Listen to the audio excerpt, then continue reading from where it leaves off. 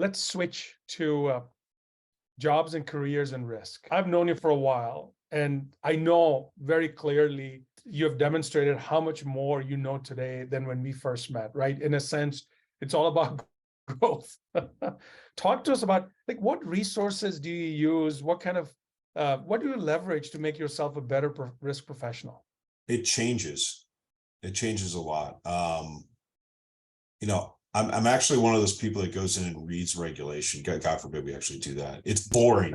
Like if you're looking to go to sleep, read regulation. I'm sure it'll put you to sleep. And Victor Meyer. Oh man.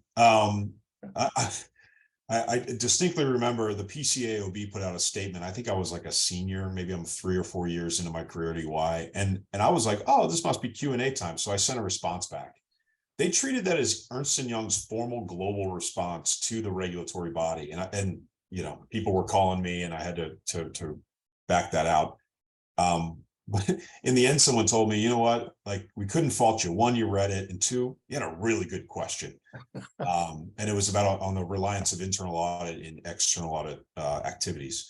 So, I think you have to do the things that no one really wants to do. You have to read the materials. You have to understand it, print it out, read it once, underline some things that are interesting, put it aside. A month later, read it again.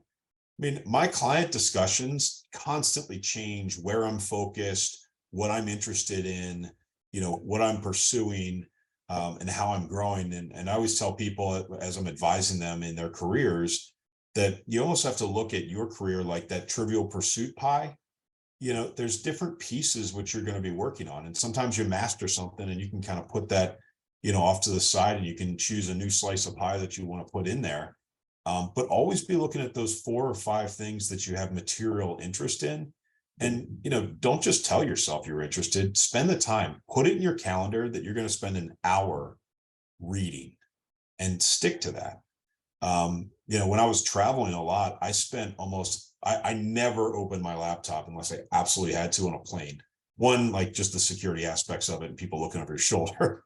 But I just felt like that was the time that I had where I had uninterrupted ability to read. Yep. And if you looked at my bag, 3, 4 years ago, when I was traveling heavily, it was filled with paper. Like I was reading things and underlining things and questioning things. And then when people would come to me and say, oh, Matt, I really don't understand this privacy regulation that's coming out in, Singapore. I'd say, oh, I got 5 pages here. I can just, show you this and it's underlined. Read it. It's underlined. It'll give you the cliff notes. Yeah. And just sometimes you just have to take that time. And it's not easy. I mean, it's easy to go from meeting to meeting to meeting, and at the end of the day, you didn't really grow or learn. It's harder to keep an hour or even 2 hours to sit in thought and think. And it does get easier as you kind of get more advanced in your career because you have a little bit more white space and control of your schedule. Obviously, when I was a staff, people told me to go places and I went there, happily. But making sure that you understand what you're doing, why you're doing it. I mean, you can't be a risk management professional in any industry without understanding how your company makes money. Yeah. And how they operate and what the different divisions are. I think the hardest thing that I've ever done in my career is come out of financial services as a discipline and try to apply that to energy and pharma and healthcare and tech. And when you learn an entire industry, it's almost a year to a year and a half of just reading and knowledge to understand how they operate. Yeah. And the older you get, the less leniency you have in asking dumb questions. So I have to ask my dumb questions off to the side, but yeah, I mean, understand the business. I think is probably my point. So Matt, final question. You already gave some good advice that I think applies to those that want a career in risk management and want to move up. So again, just wanted to see, is there any other advice you would give to somebody who is earlier in their risk career or is considering a risk career? What else should they be doing? I mean, in addition to understand the business, don't be afraid to take a position. Don't be afraid to justify your position. I think a lot of risk professionals, again, going back to that risk management versus compliance, are real comfortable about saying, well, I got my 3 things done. So like, I'm okay. As opposed to saying, hey, I don't think this is a risk worth accepting, or I think this is a risk that's too detrimental, and here's why. I think when you start to ask those uncomfortable questions and you start to actually look at risk as a spectrum, then you start to engage other people around you in those discussions where you're both growing. I mean, I could be completely wrong on a topic. I've been wrong on topics before. I'm happy to admit that I was wrong on certain topics, but that's how we grow, right? We bring things into community, we talk to it about other people, and we understand, what's acceptable and what's not acceptable. Most of the discussions that I had with clients weren't sitting down and talking about processes, sitting down and talking about different risks and how they handle them. Yeah. And what are the options to handle them, and how do I manage a relationship with a business when I don't think the amount of risk they're taking on is sufficient.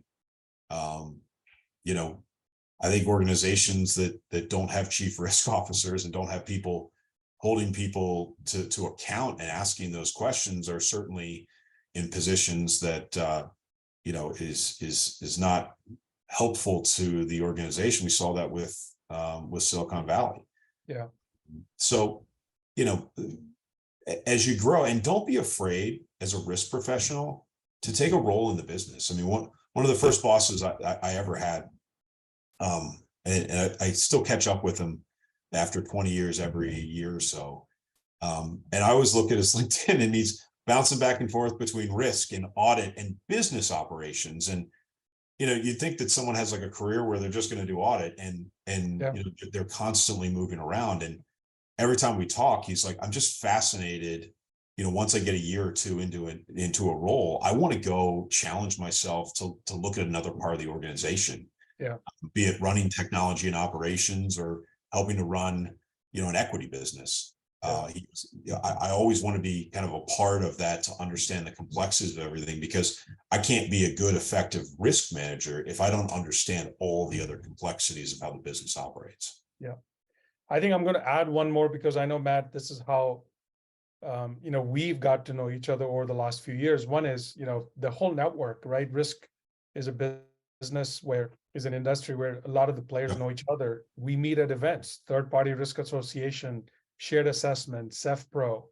So I would encourage people to do that. Matt, this has been wonderful talking to you in a different format, right? Interviewing you for it. I really enjoyed kind of you talking about risk from your perspective now, being at an innovator like OneTrust. But I really appreciate you also the fact that you give time, not just to something like our CRO Wisdom series, but how you participate in organizations like Shared Assessment and others to help the industry move forward. So Matt, thank you so much. I really appreciate it. It's been a pleasure. Thank you, Atul.